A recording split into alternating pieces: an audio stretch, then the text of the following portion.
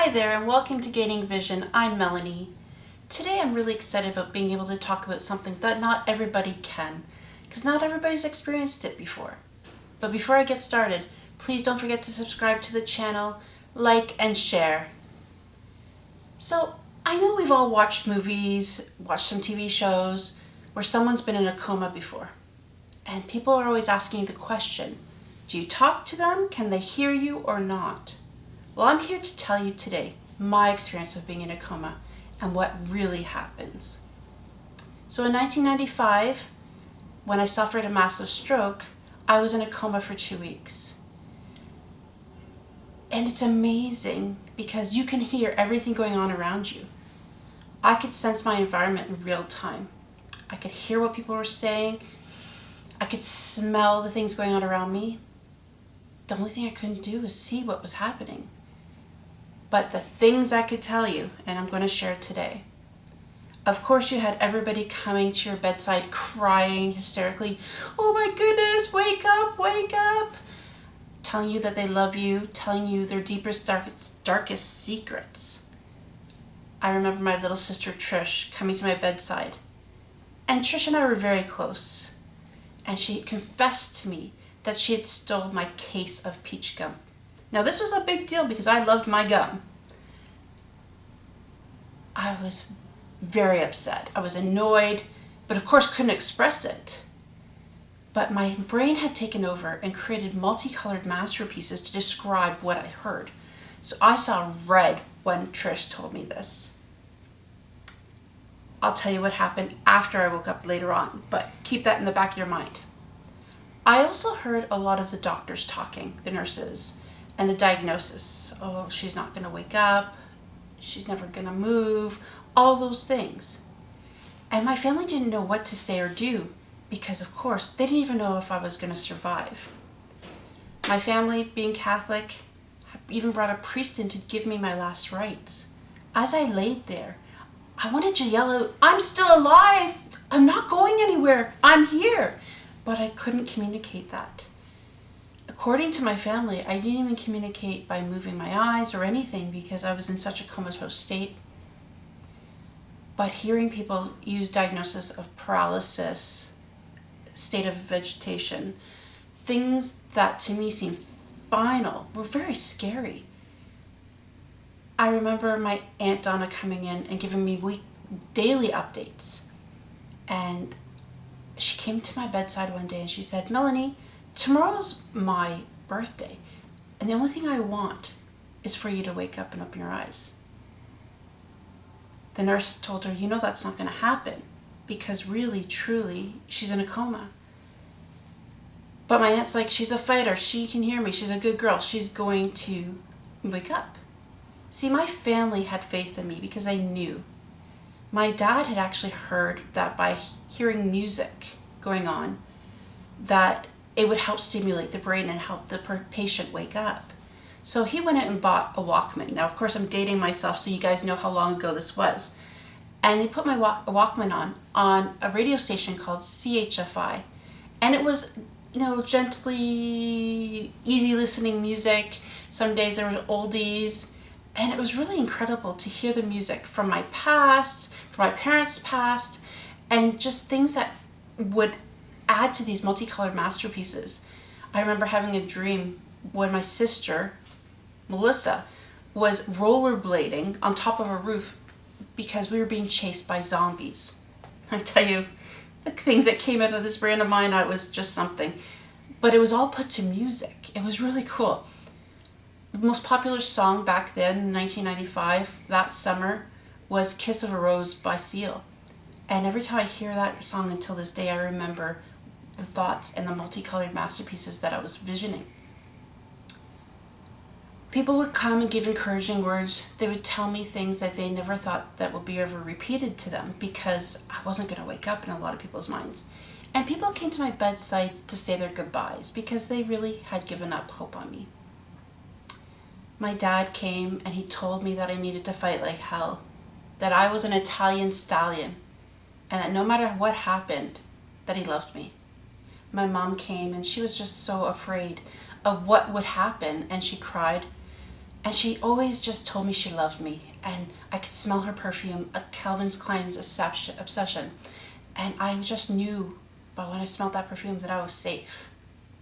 My sister Melissa, she didn't know what to say, but she did my nails. That made her feel better. She talked to me, she sang to me, and she did what was called the brownie squeeze. I don't know if you guys have ever been in Girl Guides, but as a brownie, we used to all get in a circle and hold hands, and we would have this squeeze that went around, and we'd squeeze each other's hands, and whoever was the last person to squeeze had to do a good deed for that week. Well, my sister said, "Do you remember the brownie squeeze?" And she'd sing the song, and she'd squeeze my hand. It gave me reassurance that somebody else was there. After my family had been gone and I was left alone in that state of hearing and seeing these multicolored masterpieces, I remember hearing alarms go off. I wasn't sure what it was. Was it a fire? Was it somebody dying beside me in the ICU? I didn't know. But I just remember wanting to get up out of that bed and run far and fast. But I couldn't move. According to the nurses, I started to kick the end of my bed. So hard that they were afraid I was going to hurt myself. But this is my way of saying, "Hello, help me, help me, help me." And the reality is that there was a fire going on in the building, probably far from where the ICU was, and I was in no danger. But my brain took over and said, "You need to run, you need to go." As the weeks passed by and the people came to my bedside, people I hadn't seen in years, just coming to say what they thought was their final goodbye, I started to get irritated, I started to get agitated, and I started to get frustrated. Because in my mind, I wasn't going anywhere. I was still there. Many people had said to my family, "Melanie would never want to live in a vegetative state. You should take her off life support." And thank God my parents didn't listen, because I'm here. So not only could I hear everything going on around me and sense it and smell it and feel it, but hearing people that you love and trust telling your family to turn off the machines, that's kind of powerful and really scary and puts a whole perspective on people's relationships with you. I know they thought they knew what was best for me, but as my dad and mom like to say, I'm stubborn. I like to say determined. Sounds much nicer. And I said, "No, I'm not going anywhere. I'm here, and I'm going to talk to these people when I wake up." That was in my mind. So my Aunt Donna came back the next day after telling me it was her birthday to tell me that my Italian side had made food and cake and brought it to the waiting room where my family had set up a vigil, and they had a celebration for her. But she came in and she said, "Melanie, I'm here for my real gift now. You know what I asked for. You need to open your eyes." But what she didn't realize was what was happening to me at that moment. I was dreaming, and I was dreaming of this big oak tree. And on that big oak tree was a big branch. And sitting there was my uncle and my grandfather, who had both passed away. And behind them was this bright light. There was a 57 Chevy convertible underneath this tree. It was blue. And my grandfather and my uncle were saying to me, "You're not fighting hard enough. You're not fighting hard enough." Over and over again. I wanted to go closer to say, "What do you mean?" But they kept yelling at me, "You're not fighting hard enough. You're not fighting hard enough." Until all of a sudden I woke up. I opened my eyes and my aunt smiled. And I could hear it in her voice. "I told you so," to the nurse. The nurse was in disbelief. How did she come out of this coma? She had no clue what had happened because the prognosis had been so poor. But my aunt turned to her and said, "She's a fighter. She believes in herself, and I believe in her." So I did wake up out of that coma, but my life had changed drastically. The fun part of it was I got to tell people what I heard. So when my sister came to my bedside, I asked her where my gum was. You can imagine the shock she felt. And when my parents came to my bedside, I started to be a little bit nervous because I couldn't see anything. But once all the life support was removed and the ventilator was removed, I was able to express about my dream of the big oak tree and the 57 Chevy convertible. And when I told them about it, my mom looked at my dad and she started to cry.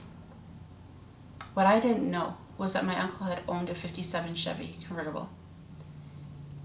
And in my family's perception and in my perception, that bright light was the other side waiting for me to go. And my uncle and grandfather were telling me it wasn't my time.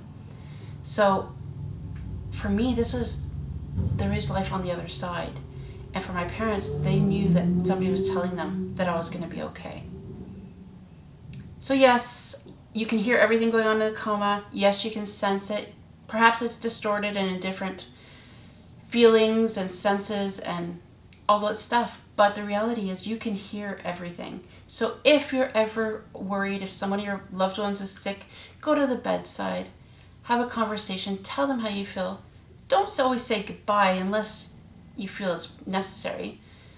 But the reality is they can hear you. They need words of encouragement. They need them to know that you believe in them, that they're fighters, and that they're going to make it. Because I truly believe between prayer, encouragement, and my family's belief in me, that's what pulled me through that coma. It's amazing that I get to sit here today, 25 years later, and tell you that this experience exists. The great thing is all the people that did come to see me and talk to me, I was able to tell them what I heard, and so they now believe that people can hear in comas. So next time you see a movie or a TV show where someone's in a coma, it may be a little bit dramatized, but you know the truth now. So, and until next time, I'll have something exciting, more exciting, and maybe a little bit different to talk about. But please don't forget to subscribe to the channel and come back next time. Until then, mwah.